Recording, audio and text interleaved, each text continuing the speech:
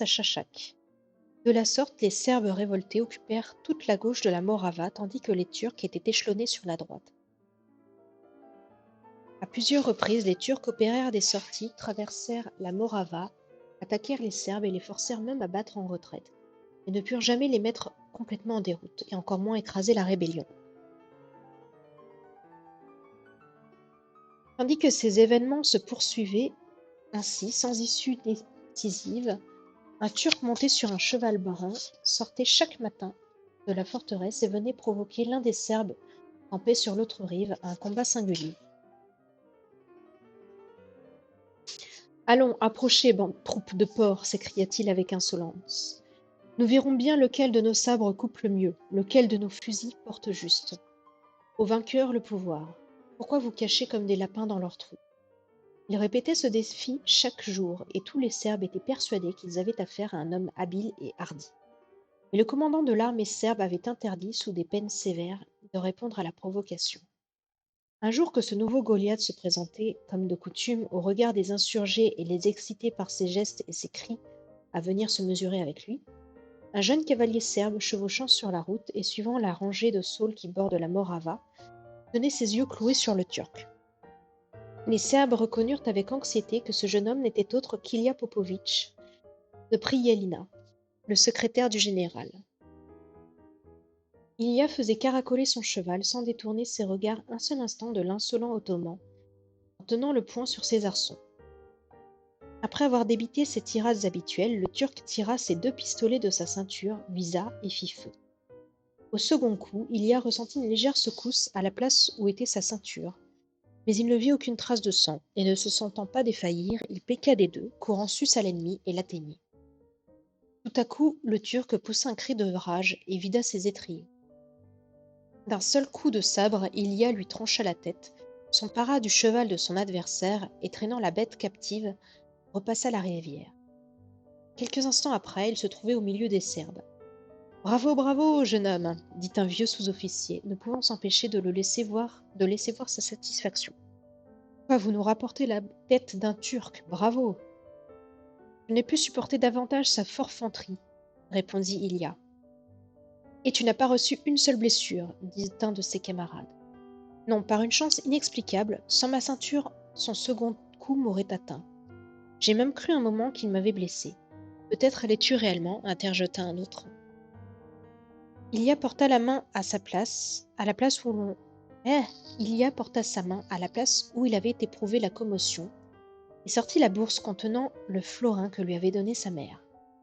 La balle avait frappé la pièce de monnaie juste au centre, l'avait aplatie et légèrement édentée en y restant collée. Garde ce florin avec reconnaissance toute ta vie, dit le vieil officier. Il t'a sauvé la tête aujourd'hui. C'est une vraie chance en effet, s'écrièrent les autres. Ilya avait fait preuve de courage, il avait le poignet solide et la fortune l'avait favorisé sur le combat.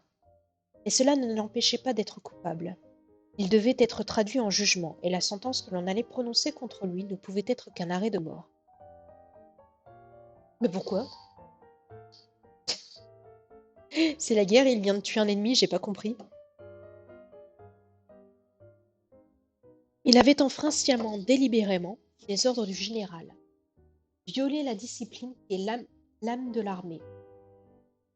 Il allait comparaître devant la cour martiale. Une cour martiale agit sans frein.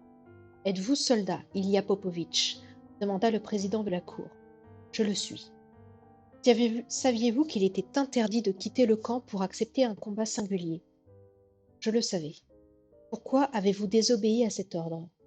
Je ne pouvais pas m'en empêcher. Reconnaissez-vous que vous êtes coupable? Vous savez ce que j'ai fait, je ne le nie point. À vous de juger. Il ne tremble point, mais il ne sait pas ce qu'est la discipline, dit un des officiers. Si nous lui faisions grâce, et la discipline, que deviendra l'armée si nous laissons enfreindre les ordres les plus stricts du commandant? Je réclame un châtiment exemplaire. Le président se leva et étendant le bras, « Messieurs, dit-il, regardez, voici toute l'armée de la Moravie rangée devant notre camp. » Et moi,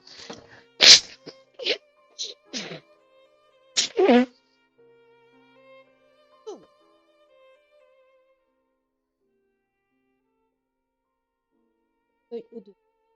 Ils virent, non sans un mot, les troupes serbes en ordre de bataille, le fusil sous le bras, le canon baissé à terre. Un silence profond régnait au milieu des soldats. Qu'est-ce à dire, mes amis? Demanda le président de la cour. Pourquoi cette démonstration? Nous sommes prêts à respecter la décision de nos supérieurs, répondit un sous-officier. Je le vois, mais encore une fois, que voulez-vous? Nous voulons l'acquittement de ce jeune homme. Il a manqué à la discipline, mais il a vengé l'honneur de l'armée. Le président eut un sourire. Vous n'aviez pas besoin de nous le rappeler, dit-il. La loi martiale porte en termes exprès que quiconque a vaincu l'ennemi ne pourra être condamné. Il y a est libre. Il voulait trancher sa tête 2 minutes avant, mais bon. Hurrah! Des centaines de voix répétèrent ce cri. Ilia vint rejoindre ses camarades qui l'emportèrent en triomphe. Singulière manière de maintenir l'ordre, grommela un officier à moustache grise. Ne bronchez pas sur le règlement. L'affaire en resta là. Vers la fin de l'automne 1842, beaucoup de Serbes qui s'étaient retirés à Neustadt avec le prince Michel attendaient les événements. Tous étaient impatients d'avoir des nouvelles de la Serbie et de savoir quelles étaient les chances de la nouvelle insurrection. Un de leurs principaux rendez-vous était le café de la place publique, où ils passaient le temps à échanger des conjectures. Tous ceux qui y apportaient des nouvelles de Serbie étaient bien accueillis, et plus d'un intrigant habile à répandre de faux bruits se fit payer grassement ses mensonges. Mais il est des cas où l'on aime même à être trompé et à se bercer d'une illusion. Un matin, un pêcheur bien connu arriva de Belgrade. Il avait l'extérieur misérable mais la mine intelligente. Il dit qu'à la suite d'une protestation du tsar Nicolas, les lois décrétées en Serbie, du milieu d'août à la fin de septembre, avaient été abrogées et que l'on pouvait procéder à de nouvelles élections. Les visages des Serbes rayonnèrent de joie. Ils virent tout de suite la possibilité d'un arrangement. Tout ce qu'ils avaient cru perdu leur semblait enfin reconquis.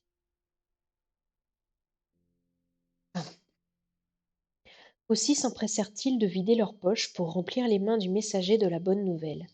Un des assistants tira de sa veste une grande bourse, en sortit un floral, le considéra lentement, le soupesa, puis le retenant dans sa main, demanda à son voisin: Faites-moi quelques Kreutzer,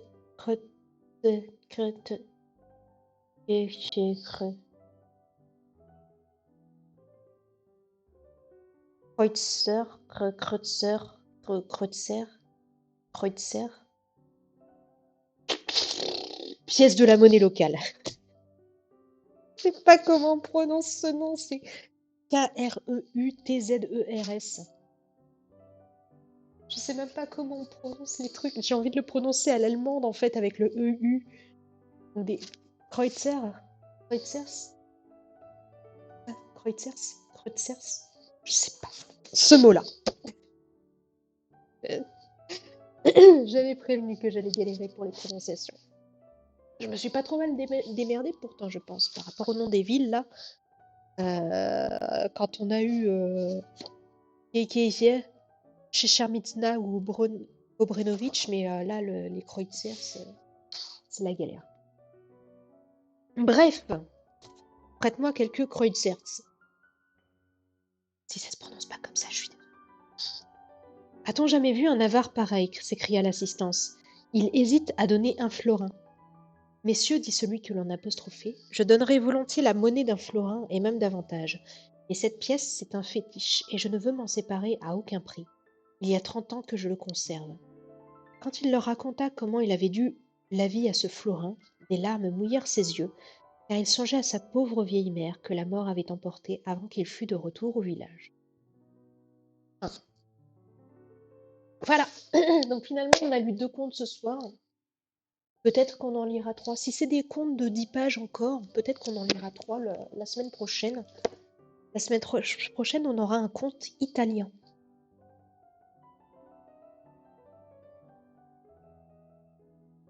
D'encore un grand auteur de son pays. Parce que ce sera... ce récit est le suivant, sont tirés de l'histoire des Italiens de Cesare Cantu. J'essaye de mon mieux, j'ai fait allemand, moi j'ai pas fait italien. Donc, je crois que c'est Cesare Cantu. Si on peut me ce serait bien. Ouais, j'ai bien aimé celui-ci aussi, il était mignon. Ils étaient plutôt liés en plus, donc c'était pas mal d'avoir les deux à la suite et d'avoir pu lire les deux dans la même soirée, parce que c'est à peu près la même époque et à peu près le même, enfin c'est Europe de l'Est aussi.